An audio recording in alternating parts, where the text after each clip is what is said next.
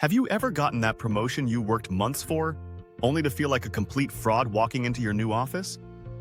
Or maybe you nailed a presentation and instead of celebrating, you're convinced everyone will realize you have no idea what you're talking about?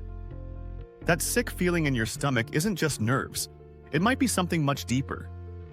Today, I'm peeling back the curtain on one of the most common yet rarely discussed psychological phenomena that's been silently sabotaging millions of successful people, including myself.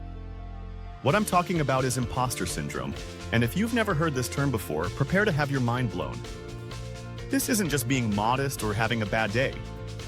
Imposter syndrome is that persistent voice in your head telling you that every achievement, every compliment, every success you've earned is nothing more than an elaborate accident. It's the belief that you're fooling everyone around you, and it's only a matter of time before they discover you're not as capable as they think. Let me take you back to a moment that perfectly captures how this played out in my early career. I had just been selected for a leadership position at work, beating out several other candidates. Instead of feeling proud, I spent the entire weekend convinced they had made a mistake.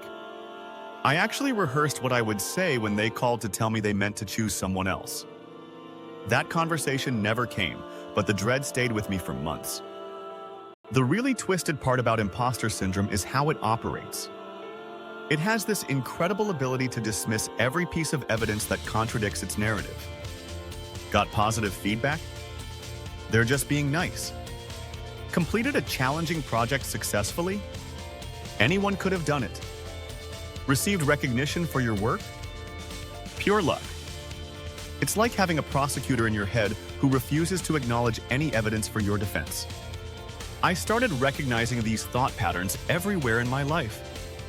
Every time I got a new opportunity, that voice would whisper that I was in over my head. When colleagues complimented my work, I'd immediately deflect or minimize it.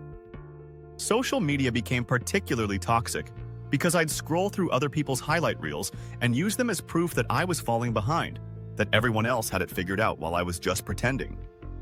The emotional weight of constantly questioning your own competence is exhausting. I found myself working twice as hard as necessary, not because I was passionate, but because I was terrified someone would discover I wasn't good enough. This led to burnout, anxiety, and a pattern of self-sabotage where I'd actually turn down opportunities because I was convinced I'd fail anyway. My breaking point came during what should have been one of the proudest moments of my career. I had been invited to speak at an industry conference, something I had dreamed about for years. But instead of feeling excited, I was paralyzed with fear. I spent weeks preparing obsessively, convinced that everyone would see through me. The night before the presentation, I seriously considered faking an illness to avoid going. That's when I realized this wasn't normal anxiety. This was something that was actively destroying my ability to enjoy my own success. That realization forced me to start researching what I was experiencing, and discovering the term imposter syndrome was like finding out there was a name for something I thought was just a personal failing. I wasn't weak or ungrateful. I was dealing with a well-documented psychological phenomenon that affects up to 70% of people at some point in their lives. The first strategy that started making a difference was keeping what I call an accomplishment inventory. Every day, I would write down 3 things I did well, no matter how small. This wasn't about bragging to myself. It was about creating concrete evidence to counter that inner voice. When imposter syndrome told me I didn't deserve something, I had documentation of my actual contributions and growth. I also had to learn the power of vulnerability.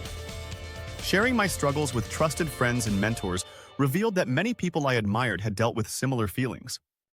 One mentor told me that the very fact I was questioning whether I belonged was probably evidence that I did belong. Truly incompetent people rarely worry about their competence. The mindset shift that changed everything was moving from perfectionism to growth orientation. Instead of trying to prove I already knew everything, I started embracing the fact that learning and making mistakes was part of the process. I began viewing challenges as opportunities to develop new skills rather than tests that would expose my inadequacies. Here's what I want you to understand. Imposter syndrome isn't something you cure once and forget about. It's more like learning to manage a chronic condition. Even now, when new opportunities arise, that familiar voice sometimes resurfaces. The difference is that I now have tools to respond to it constructively rather than letting it control my decisions. If you're struggling with these feelings, start by acknowledging that they're real but not necessarily accurate. Begin documenting your achievements and progress. Seek out communities of people who understand this struggle. Remember that feeling like an imposter often means you're pushing yourself beyond your comfort zone, which is exactly where growth happens. Your achievements aren't accidents, and you're not fooling anyone. You've earned your place at the table, and it's time to start believing it. Drop us a line, share a comment. Tell us of a time you felt like an imposter. Give us a thumbs up. It helps us to know what video hit home and what videos to make more of.